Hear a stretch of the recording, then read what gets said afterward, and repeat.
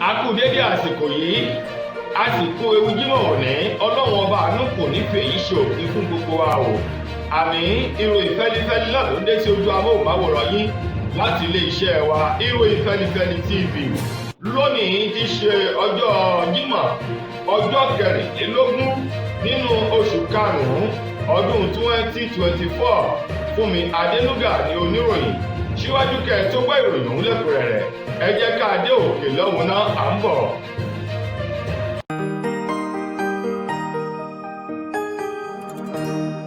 ìròyìn fẹ́lifẹ́li TV àjààbálẹ̀ làwọn ìròyìn ti wà máa wò lóòrèkóòrè.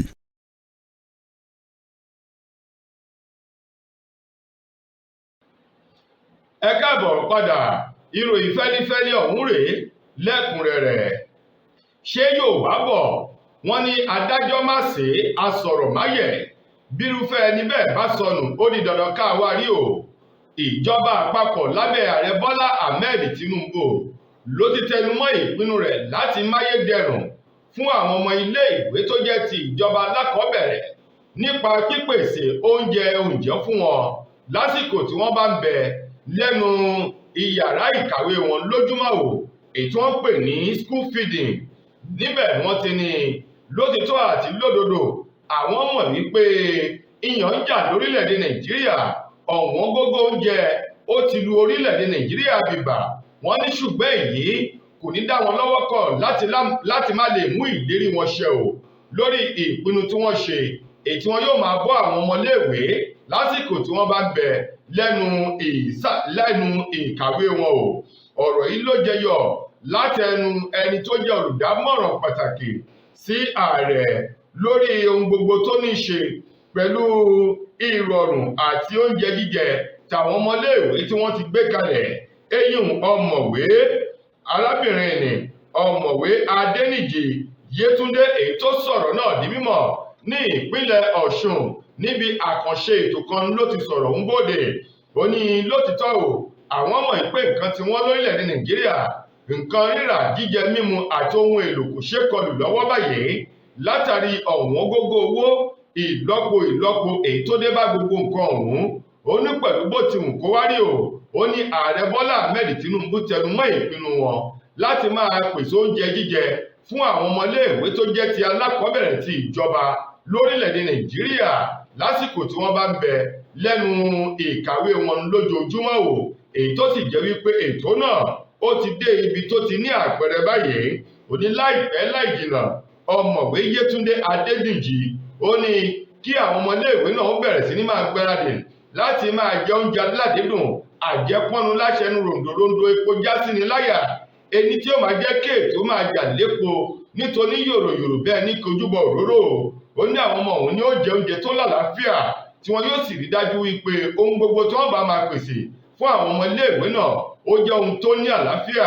oúnjẹ tí wọ́n ṣe ní àyíká tó mọ́ tónítóní o nítorí ìlera àlàáfíà àwọn ọmọlé ẹ̀kọ́ náà kó lè bọ́ sóhun tó dáa ní orílẹ̀-èdè Nàìjíríà.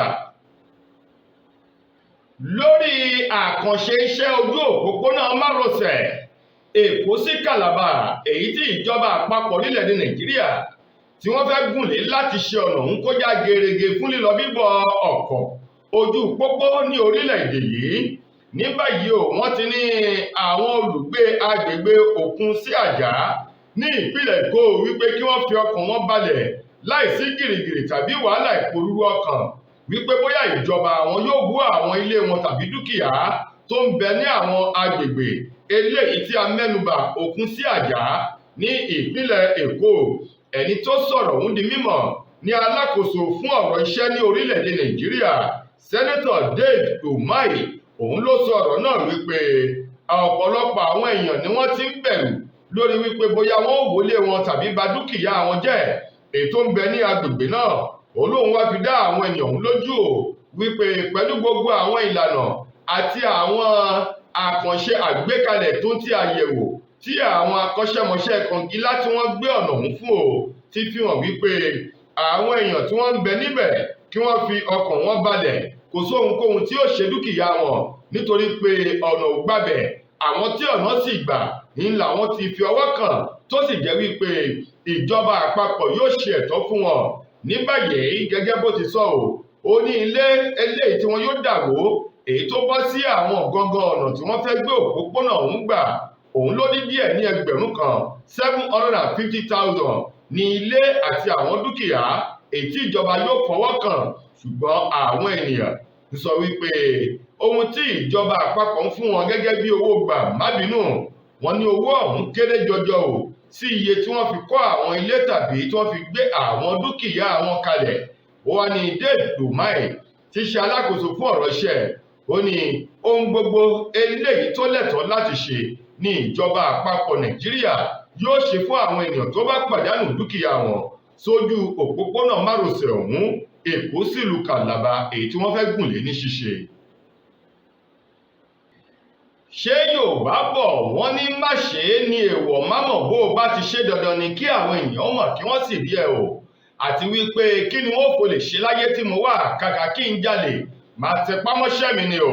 wọ́n ní àwọn arákùnrin méjì kan rèé èyí tí ilé ẹjọ́ èyí tó kalẹ̀ sílùú Adó Èkìtì tí ṣolúlo ìpínlẹ̀ Èkìtì ilé ẹjọ́ gíga ti ìpínlẹ̀ náà ni wọ́n ti dá ẹjọ́ ikú fún wípé kí wọ́n lọ so wọ́n rọ̀ títí tí ẹ̀mí yóò fi bọ́ lára wọn lórí ẹ̀sùn ìdígunjalè èyí tí àwọn arákùnrin méjèèjì ọ̀hún tí wọ́n wò èyí tí ọwọ́ pálábá àwọn tó sì ségi sọ́wọ́ àwọn agbófinró gẹ́gẹ́ bí wọ́n ti sọ di mímọ̀ Benjamin Joseph tí ń ṣẹni ọdún 32 32 years àti Stephen Oba tí ṣẹni ọdún 25 25 years ni wọ́n ní wọ́n jalè wọ́n ja àwọn ènìyàn méjì kan lólè láàrin ọdún 2022 tó sì jẹ́ pé láti ìgbà náà ni wọ́n ti ń wọ́ wọn tuurutu lọ sílé ẹjọ́ wọ́n ní nínú oṣù kejìlá tí ṣe 30 ọjọ́ oṣù kejìlá ọdún 2022 ni wọ́n kọ́kọ́ mú ojú wọn ba ilé ẹjọ́ láti ìgbà náà ni wọ́n ti ń lọ bọ̀ nílé ẹjọ́ ṣùgbọ́n ọjọ́ 16 nínú oṣù kẹjọ ọdún 2022 lọ́jọ́ tí wọ́n jalè ọ̀hún tí wọ́n ja àwọn méjì kan lólè eléyìí tó sì jẹ́ pé ọwọ́ pálábá wọn ó ségi nígbà tí wọ́n ṣiṣẹ́ ibi ọ̀hún tán níbi tí wọ́n ti ja Dáramọ́lá Christiana arábìnrin yìí ni wọ́n jà lólè àti Àjàyí Àlàbá èyí ni wọ́n jà lólè pẹ̀lú ìbọn ìléwọ́ àgbélẹ̀rọ èyí tí wọ́n ká mọ́ àwọn adigunjalè méjì ọ̀hún lọ́wọ́ bákan náà ọ̀bẹ ìléwọ́ wọn ká ìyún náà mọ́ wọn lọ́wọ́ èyí tí wọ́n fi ṣẹ̀rùbà Dáramọ́lá tòǹtì Àlàbá tí wọ́n gba ẹ̀rọ alágbèéká GSM wọn power bank bákan náà wọ́n ní kírímù tí wọ́n fi ń para wọ́n tún ja ìyún náà tó ń ti àwọn oògùn lóríṣiríṣi tó fi mọ́ káàdì pélébé tí wọ́n fi ń gbawó lẹ́nu mọ́sìnì ATM àti wípé wọ́n tún gba ẹgbẹ̀rún márùnléní ọgọ́rùn-ún 105,000 naira èyí tí wọ́n tún gbà lọ́wọ́ àwọn ènìyàn méjèèjì náà níbi tí wọ́n ti na pápá bora ní àwọn ọlọ́pàá àti àwọn ẹlẹ́yinjú àánú ni wọ́n dóòlà àwọn ènìyàn ọ̀hún kó tó di pé ọwọ́ tẹ ọ̀gbẹ́ni Benjamin Joseph àti Stephen Oba láti ìgbà yìí ni wọ́n ti ń padà ilé ẹjọ́ ṣùgbọ́n lánàá òde yìí ilé ẹjọ́ gíga ọ̀hún tó kalẹ̀ sí Adó Èkìtì ó gbé ìdájọ́ rẹ̀ sókè wípé ìdájọ́ ọ̀hún rèé kí wọ́n lọ mú Benjamin àti Joseph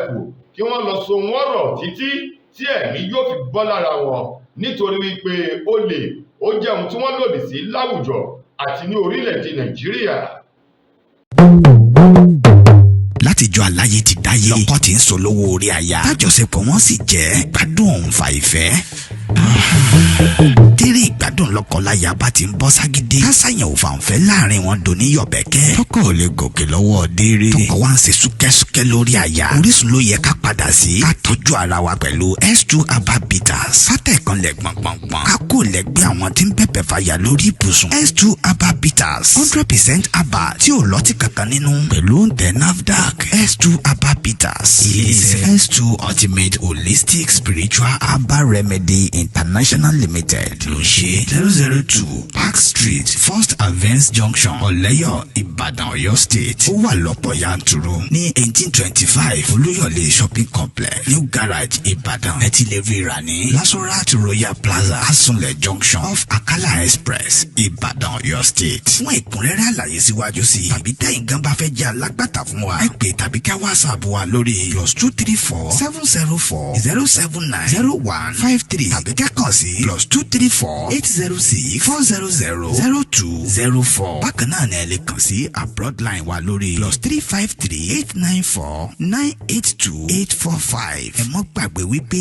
ìlera lóògùn ọrọ̀, tó fi já sí wípé ẹ ti lè kàn sí ilé-iṣẹ́ S2 Herbal Mixture fún ìtọ́jú àwọn àìsàn míì lóníran bíi ìfúnpá gíga, diabetes, low sperm count, ìdákọ́lẹ̀, arthritis, bone fat, blood cleansing, rheumatism, infertility àti èyíkéyìí àìsàn tó bá ń bá yín fúnra nínú ara. S2 Herbal Bitters ó dára fún ìgbádùn ọkùnrin àtobìnrin.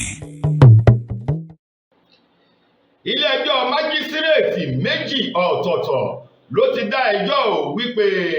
àwọn oníṣẹ́ tó jẹ́ òṣìṣẹ́ ilé ìwòsàn eléyìí tó wà ní ìpínlẹ̀ Kwara níbi tí wọ́n ti ní ìwọ́ tòun ti bí ọmọ ó dohun àwátì nílé ìwòsàn náà. Ìwọ́ ọmọ tuntun òjòjòló tí wọ́n ṣẹ̀ bí sílé ìwòsàn tó jẹ́ ti olùkọ́ kan èyí tó bímọ síbẹ̀ ni wọ́n ní wọn ò rí ìwọ́ àti ibi ọmọ ọ̀hún èyí tí wọ́n já kúrò lára ọmọ tuntun jòjòló. Gẹ́gẹ́ bí ilé-ẹjọ́ májísírèètì àkọ́kọ́ àti ìkejì ṣe dá ẹjọ́ náà lọ́jọ́rú Wednesday àti ọjọ́bọ̀ Thursday oṣù àti ọdún tí a wà nínú rẹ̀ tí ṣe oṣù karùn-ún ọdún 2024 ni wọ́n ní àwọn ènìyàn ọ̀hún tí wọ́n fi ẹ̀sùn kàn ni wọn yóò rí dájú wípé ìdájọ́ tó péye ó wà lórí wọn. Gẹ́gẹ́ bí wọ́n ti sọ ilé-ẹjọ́ májísírèètì náà ló dá ẹjọ́ wípé dókítà Ajíbọ́lá Joseph eléyìí tó ń gbé ní agbègbè àyíká ilé ìwòsàn náà àti àwọn nọ́ọ̀sì méjì kan tó fi mọ́ ọ̀kan nínú àwọn òṣìṣẹ́ tó ń tọ́jú ilé ìwòsàn àwọn nọ́ọ̀sì arábìnrin Ọlárẹ̀wájú Joseph àti arábìnrin Peace Alabi àti ẹni tó ń tọ́jú ilé ìwòsàn èyí tí orúkọ rẹ̀ jẹ́ Tóyìn Adéwùnmí.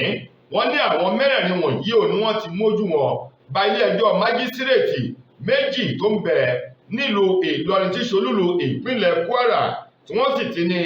àwọn afurasí mẹ́rẹ̀ẹ̀rin náà kí wọ́n lọ rèé fi wọ́n pamọ́ ìwádìí ṣì ń lọ. Gẹ́gẹ́ bí ìyá ọmọ tuntun jòlòjò náà ti sọ, ó ní lẹ́yìn tóun bímọ tán ni wọ́n gbé èyí ọ̀rá dúdú kan èyí tí ò sí nǹkan kan nínú rẹ̀ bí kò ṣe wípé aṣọ ẹ̀gbin ọmọ ni wọ́n kó sínú rẹ̀ tóun sì béèrè pé ibi ọmọ òun kọ́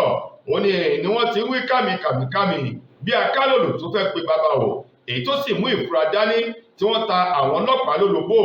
Láti ìgbà náà ni wọ́n ti gùn lé ìwádìí, ṣùgbọ́n nínú ọ̀sẹ̀ tá a wà yìí àwọn mẹ́rẹ̀ẹ̀rin afẹ̀sùnkàn náà ni wọ́n ti mú ojú wọn ba ilé ẹjọ́ tí ìdájọ́ àti ìwádìí sì ń tẹ̀síwájú lórí ọ̀rọ̀ ọ̀hún. Lákòótán nínú ìròyìn wa fún tòní, gbajúgbajà akọrin takasùfé ọmọ orílẹ̀-èdè Nàìjíríà Ṣèyí Files òun mà ló ti sọ ohun ojú rẹ̀ rí lásìkò tó ń tiraka lọ́dún náà lọ́hùn-ún láti darapọ̀ mọ́ iléeṣẹ́ ìgbórinjáde ti Starboy ti Wizkid níbi tó ti ní lásìkò lọ́dún náà lọ́hùn-ún ó ní òun kó sọ́wọ́ àwọn gbájú rẹ̀ tí wọ́n sì gba owó lọ́wọ́ òun gẹ́gẹ́ bí Ṣèyí Files bó ṣe sọ̀rọ̀ náà ó ní òun wà lọ́mọdún 13 ní ìgbà tóun lọ sórí ayélujára láti ṣe àyẹ̀wò bóyá òun lè rí ọ̀nà láti kàn sí Wizkid pẹ̀lú iléeṣẹ́ ìgbórinjáde rẹ̀ ti Starboy bóyá lè gbóhùn jáde lòun rí nọ́mbà kan lórí ìkànnì ayélujára èyí tó fi hàn wípé ó ṣeé ṣe kó jẹ́ ti ọ̀kan nínú àwọn òṣìṣẹ́ ti iléeṣẹ́ ìgbórinjáde Wizkid ó ní láti ìgbà náà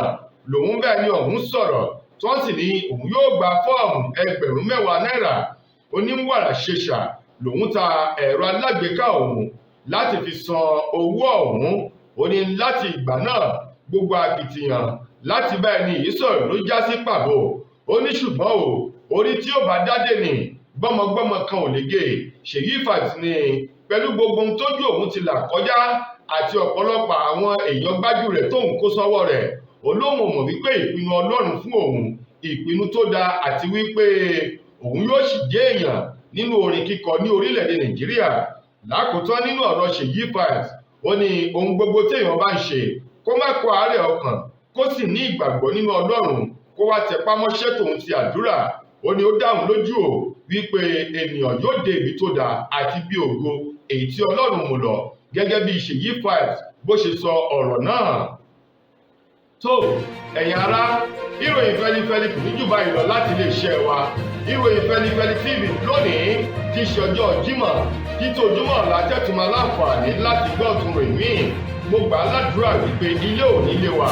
ọ̀nà ọ̀mà nínà wá o, ojú tí ẹ fi ń wò wá ò ní fọ́, etí tí ẹ fi ń gbọ́ wá ò ní di o. Fúnmi Adénúgà lẹni tó mú ìròyìn wá sí ojú amóhùnmáwòrán yín. Ẹ ṣeun gan-an ni o.